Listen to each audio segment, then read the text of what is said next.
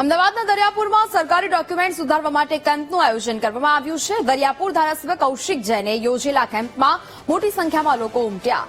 આધાર કાર્ડમાં સુધારો, જન્મ મરણના દાખલાના સુધારા માટે કેમ્પનું આયોજન થયું। આવકનું પ્રમાણપત્ર, ચૂંટણી કાર્ડ સુધાર માટે નાગરિકો પહોંચી રહ્યા છે।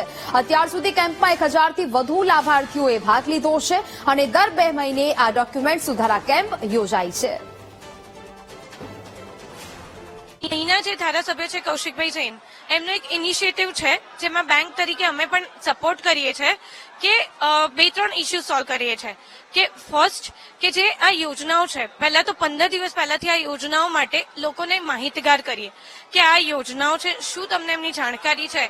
અને સરપ્રાઇઝિંગલી એવું આવે છે કે 30 થી 40% લોકોને યોજનાની કાં તો જાણકારી નથી હોતી, જેમને જે એકચ્યુઅલી લાભાર્થી છે જાણકારી હોય છે તો એમને એ નથી ખબર હોતી કેવી રીતે મેળવવું, અને જાય છે અમુક લોકો તો યોજનાનો લાભ લેવા માટે, પણ એને એ યોજના ના ડિપાર્ટમેન્ટના અધિકારીઓ પણ ઘણી વખત આ ડિપાર્ટમેન્ટમાંથી પેલો ડિપાર્ટમેન્ટ, પેલામાંથી ત્રીજો ડિપાર્ટમેન્ટ, તો એટલું એ મેન્ટલી થાકી જાય। એક મજૂર વર્ગ છે જેના માટે એક દિવસ પણ મેટર કરે છે કે યોજનાઓ સાઈડમાં મૂકી દે કે લાઈ મને કમાવા પર ફોકસ કરવા દે।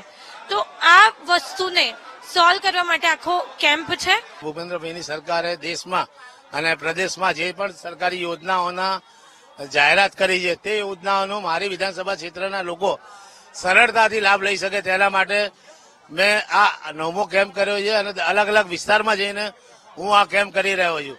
આ યોજનાના લાભ લેવા માટે લોકોને રેશનિંગ કાર્ડના સુધારાની જરૂર પડતી હોય છે, આધાર કાર્ડ બનાવવું પડતું હોય છે, આવકનો દાખલો કરાવવો પડતો હોય છે અને આયુષ્યમાન કરાવવાની જરૂર પડતી હોય છે, અને વૃદ્ધ નિરાધાર માટે પણ અમે ફોર્મ ભરીએ છીએ।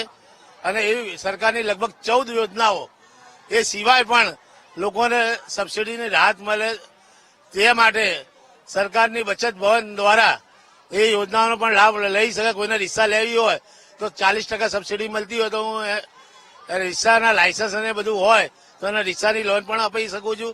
એટલે મારા વિસ્તારના લોકો સમૃદ્ધ કઈ રીતે બને તેના માટેના આયોજનના ભાગરૂપે મેં આ 9મા કેમ્પનું આયોજન કરેલું છે।